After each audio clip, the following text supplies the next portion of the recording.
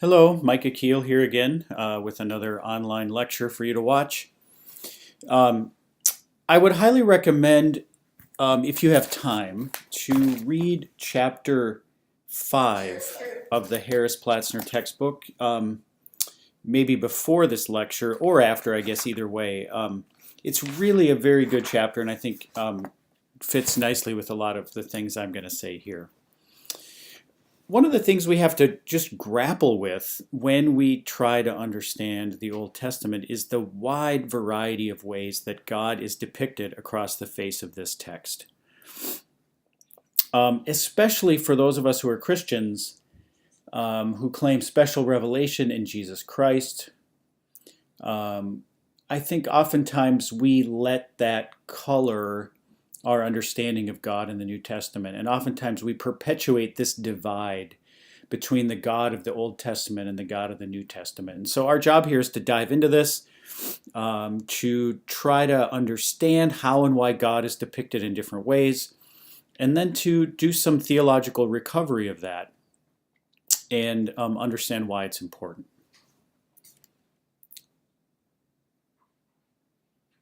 Our visual image we have in our minds of God, if you just do a Google search for God, you usually first get Michelangelo, his paintings from the Sistine Chapel. But it usually turns out to be something like this, just, the old man with the white beard. Some of this comes from understandings in the book of Daniel, the depiction of the throne there in Daniel chapter 7. But a lot of this is also cultural. We have certain understandings of what God looks like based on sort of the cultural biases that certain groups have had. So, in our culture, God becomes an old white man. There are certain ways in which this has been challenged. In the movies, in this case. But the depiction of God is something we are going to take some time here to think about. And here's a little more humorous depiction of God from the Far Side cartoon by Gary Larson, where God is creating the world, and just to make things interesting, God is sprinkling some jerks onto the planet. So here's one more way we've seen God depicted recently in movies. Who are you? I'm the one. Huh? Creator of the heavens and the earth. Alpha and Omega. Oh, I see where this is going. Bruce? I'm God. Bingo! Yahtzee! Is that your final answer? Our service is God! Bing, bing, bing, bing, bing, bing, bing, bing. Well, it was nice to meet you, God. Thank you for the Grand Canyon, and good luck with the apocalypse. Okay, so one of the things we are immediately faced with when we read the Old Testament is the wide variety just of the names that are used for God. And this is an interesting phenomenon. Probably the most common name for God in the Old Testament is El, or Elohim. And this is a name that has clear background in Canaanite culture. It's also interesting, and your textbook talks about this as well, that when you see the names El and the name Baal, these are both Canaanite gods, they are treated extremely differently in the Old Testament. Baal is always seen as bad, negative, the storm god. But El, again, also a Canaanite god, is positive, or at least never spoken of negatively. So this suggests to us that the understanding of God for the Jewish people is one that slowly emerged out of Canaanite culture, and that there are these historical links between the understanding for God in the Jewish culture and in the broader ancient Near Eastern world. There are other names also often linked with the name El. So El Elyon, means something like God Most High. El Roy, the God who sees, which is in a story from Genesis chapter 16. El Olam, God eternal. El Shaddai, perhaps meaning God of the mountain or something along those lines. These are all names for God attached to the name El. Then there, of course, is the name Yahweh. This is the name revealed to Moses at the burning bush in the story in the book of Exodus. It's Yahweh through a Latinized version that we get also the name Jehovah, although that's really not the right way to say it. I think it's important for us to know, too, that Jewish people today, they do not utter the name Yahweh out loud. When they are reading their Hebrew Bible, when they come to Yahweh, to this name, they instead say Adonai, which means Lord. Which is why when you are reading your Old Testament, when the name Yahweh is in the Hebrew, it doesn't translate it as Yahweh, it translates it as Lord. And this is sometimes an important point in interfaith dialogue. The Jews do not like it also when Christians utter the name Yahweh out loud. And so I had a great conversation with a Jewish scholar once, and we were talking about the field and how Jews and Christians talk to one another. And he was very adamant that the thing he really wished Christians would not do, especially in public settings, is not utter the name Yahweh out loud. I guess now I've done it about 15 times. But just so you are aware of that's something, if you are in a interfaith context, something to be aware of. Look at this text from the book of Exodus. God also spoke to Moses and said to him, I am the Lord. I appeared to Abraham, Isaac, and Jacob as God Almighty, El Shaddai. But by my name, the Lord, I did not make myself known to them. So this is interesting. This is a text that seems to be self-aware about the fact that God, the God of the Israelites, has had different names across the centuries and in different times and places. And also making a distinction between some of the maybe original earlier names God had based on the name El versus the more personal name of the Lord, Yahweh, that God revealed to Moses at a later point in time.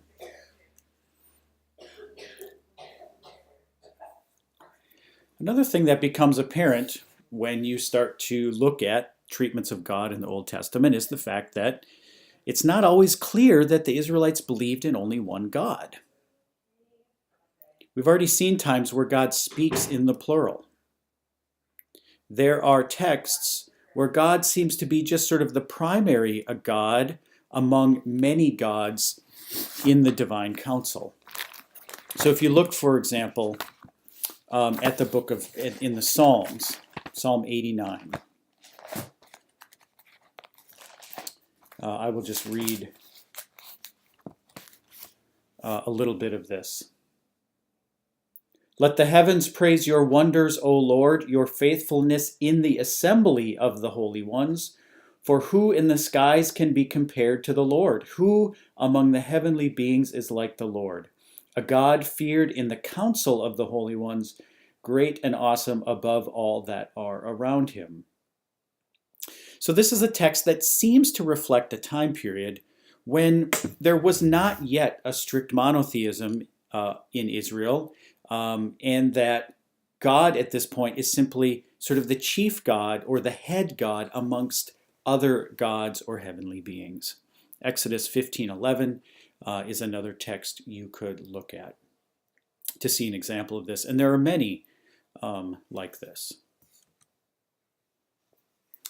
So sometimes scholars will talk about henotheism rather than monotheism, and this just means that there is sort of one chief God, which is different than saying only one God, which is the thing that is revealed to Moses in the special name, but also is reiterated then in the book of Deuteronomy with the Shema, saying that the Lord is one, that there is only one God. And so what all this evidence suggests to us is simply the fact that the monotheism for the ancient Israelites that eventually becomes clearly their belief system is not something that dropped out of the sky into their laps necessarily, but is something that developed over time. There are still vestiges in the biblical text itself that hint at periods in Israel's history when they did not believe strictly in monotheism.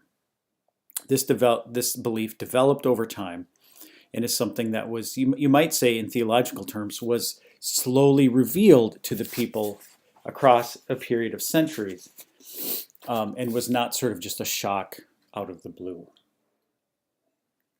And this will make more sense too when we talk about and read about the most likely historical origins for the Israelite people is that they emerged out of Canaanite culture. And so those connections with Canaanite names for God and an eventual slow development of their belief in monotheism makes sense in that kind of context as well. There's another way to access a belief in one God, which has to do with sort of what we can find when we look archaeologically at what was happening in different time periods of the ancient Israelites. So what we find oftentimes is that even at times like you saw in Deuteronomy, where probably the leadership and perhaps the texts they were writing were asserting belief in one God, what we often find in people's homes are figurines that testify to something different. We find small figurines like this that are often referred to as Yahweh's Asherah, sort of like his wife or his consort. We often find these maybe cult objects or small representations of a female divinity who lived and existed alongside Yahweh. These are very common finds in Israelite homes. If you look at the book of Jeremiah 44:15 through 19, there's an interesting example where Jeremiah is clearly interacting with Jewish people who are believing in these Asherahs. And even in this particular example, if you want to pause for a second and go look at it, it's the women who are given a specific voice in their belief about these female divinities. So this is pretty interesting because it sort of illustrates the fact that even at times when the leadership in Israel were proclaiming monotheism, there's this clear evidence that not all of the people were necessarily living that way. If you think about, let's pretend like 10,000 years from now or 5,000 years from now, some future alien archaeologist is excavating central Iowa and they hit the pavement that used to be I-80, the freeway that crosses Iowa. And they find a stop sign, or not a stop sign, a speed limit sign. It says speed limit 70 miles an hour. Well, they might reach the conclusion, oh, look at that. This was one of their laws. This is what the people believed. Nobody went faster than 70 miles an hour. Well, maybe, maybe not. Most people, in fact, don't go 70 miles an hour. There's maybe a disjunct between the law and the actual practice of the people.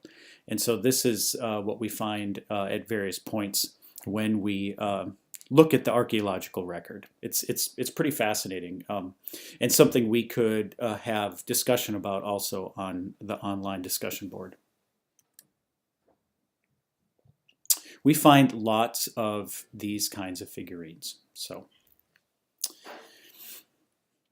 another way of thinking about God in the Old Testament is in terms of metaphor. There is just this incredible variety of metaphor that's used for God.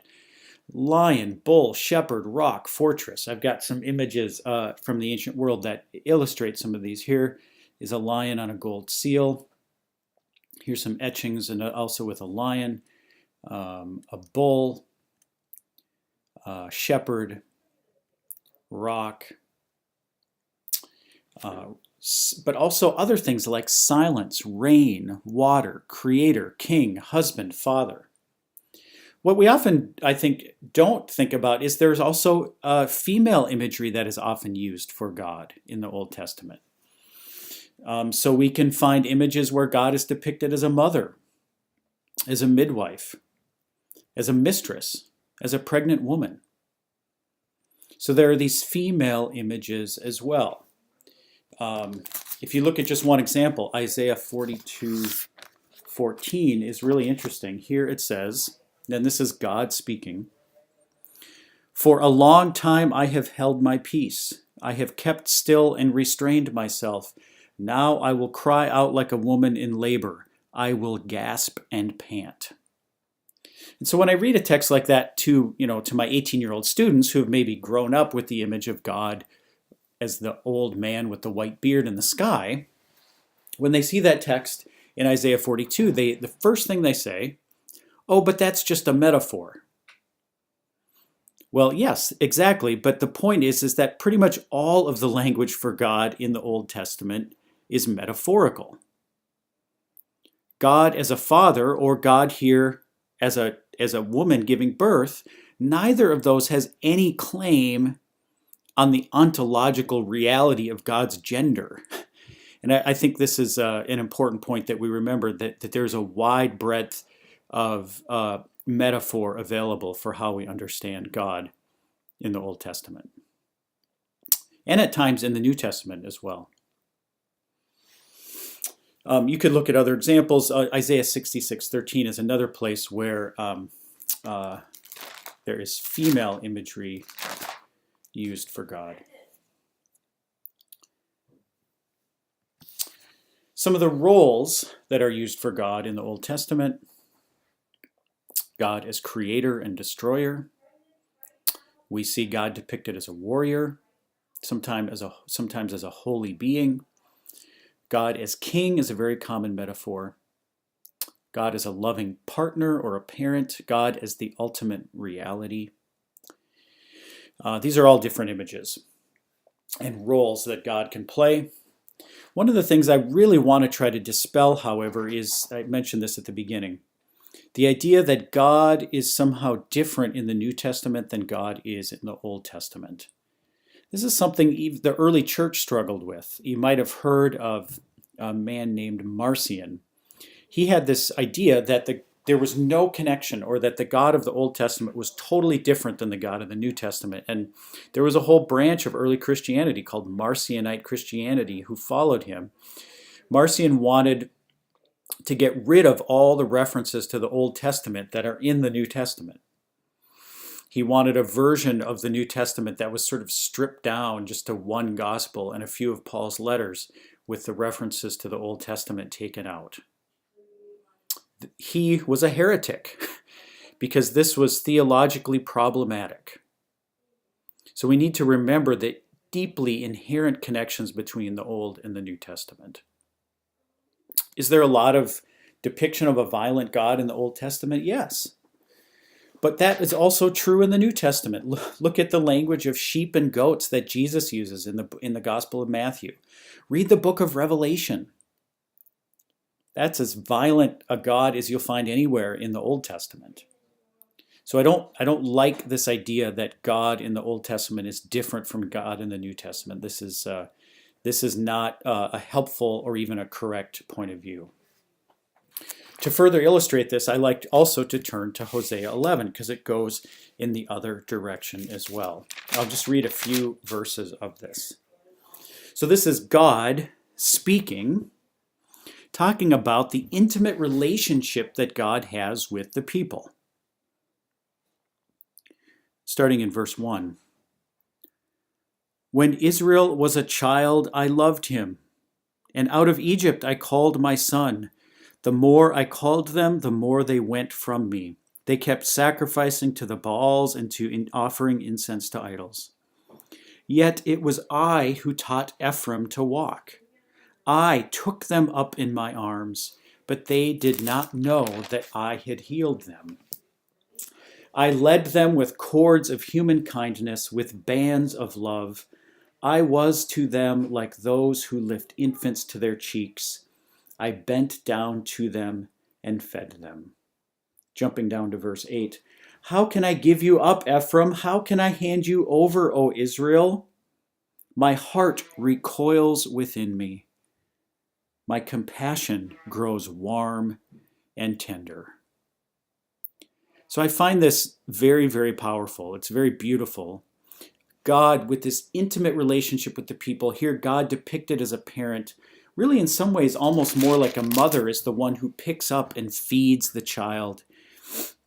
But that's kind of beside the point. The point is that God's love is so overflowing and overbounding for God's people that even though they deserve punishment and even though they stray away and they repeatedly do the wrong thing, God says they deserve punishment, but you know what? I'm God and I can do whatever I want, and I choose not to punish them. I am going to come to you, as he says in verse 9. I will not come in wrath. I am God and I can do whatever I want, and I'm not going to punish you. I never really understood this text until I had children of my own. And the image of feeding and helping and trying to nurture them when they're even completely ignorant of what's going on is really a powerful one. And that's the image that this author is going for here. And it's incredibly powerful, this as a way of thinking about God's just overwhelming, all-consuming love. And it's in the Old Testament. This is not a New Testament text. So I like to point to this to kind of try to destroy this notion that the God of the Old Testament is a punishing God and the God of the New Testament is a loving God. That's just not accurate. I wanted to say it's a lie. It is a lie because it leads us down the wrong path of how we think about God and how we construct our ideas about God based on interpretation of the texts. Okay, just some conclusions then. And here I turn to the story of the burning bush in Exodus chapter 3. This is a text that may be familiar with you. Maybe pause for a second and turn there if you want. But here, I'll just read these 3 verses. Moses said to God, "If I come to the Israelites and say to them, 'The God of your ancestors has sent me to you,' and they ask me, 'What is his name?' what shall I say to them?" God said to Moses, "I am who I am." He said further, "Thus you shall say to the Israelites, 'I am has sent me to you.'" God also said to Moses, "Thus you shall say to the Israelites, 'The Lord, the God of your ancestors, the God of Abraham, the God of Isaac, and the God of Jacob, has sent me to you.'" This is obviously a key text. We've referred to it earlier as the moment when this sort of personal divine name of Yahweh gets revealed to the Israelites. And it's often sort of translated and interpreted, as I just read in my version of the Bible here, reading from the NRSV, as "I am who I am." The name Yahweh itself is built on the Hebrew word for being, for existence, the verb to be.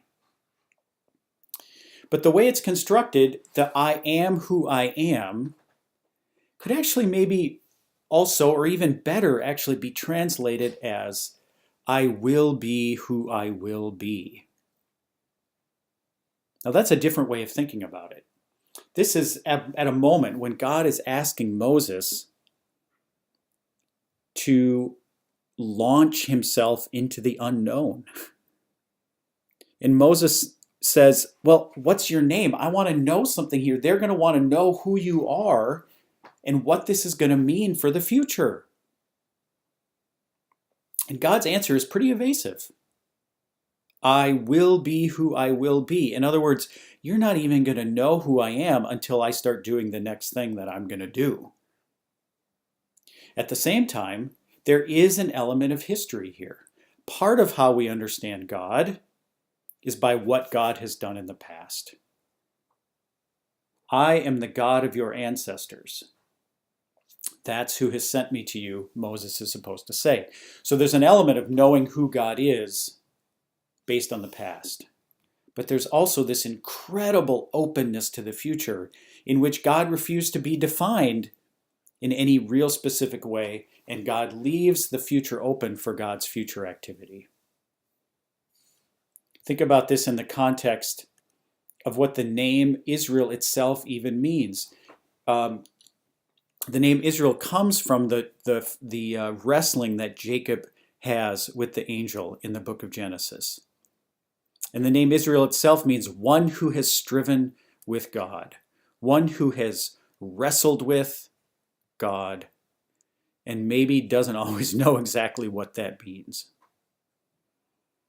So when we think about this in the context of the Old Testament, I find that to be a very powerful thing, not just in the Old Testament, but for Christian theology in general. That we know things based on the past, but at the same time, God is always moving and still doing new things in the future. The tradition is alive. We understand it based on what's happened in the past, but it's not stagnant. The world is changing, we are changing, and our understanding of God is constantly changing and evolving as well. God is the beginning and the end, the Alpha and the Omega, to jump to an image from the book of Revelation. And that means that God is both behind us in the past, but also ahead of us in the future. And there is always this element of the unknown, which is beautiful and exciting and also pretty terrifying. The question I'll pose for discussion here, and certainly more could come out of this as well, but how does the multifaceted God of the Old Testament influence our understanding of Revelation? And this is also getting at partly the question I will ask you in the final paper for this course as well. So I'm curious to know your thoughts about that. Any other questions that arise from this video,